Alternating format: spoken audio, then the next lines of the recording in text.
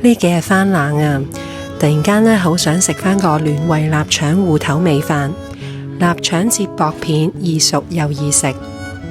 我鍾意用豬油咧做煎炸，豬油性質穩定，冇咁容易氧化。用豬油咧將芋頭炸一炸佢，煮飯嗰陣咧冇咁容易散。臘腸又爆一爆啦，逼啲油出嚟，冬菇都爆埋一齊，會更加香。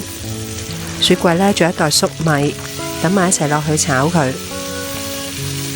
仲有栗子、蒜蓉咧可以加可以唔加，加咗咧就會更加香咯。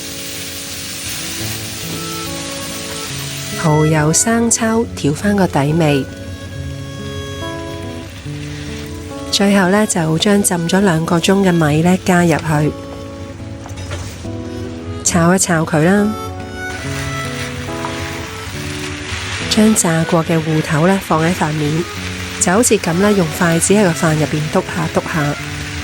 加入比平時煮飯要少啲嘅水啦，因為頭先咧已經提前將米浸泡過，佢已經吸飽水啦。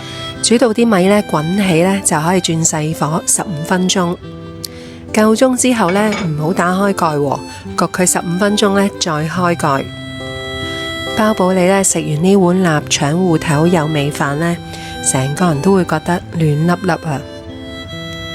阿妹咧就唔鍾意食蔥嘅，裝咗碗俾佢，剩低我哋食蔥，加啲蔥更加香。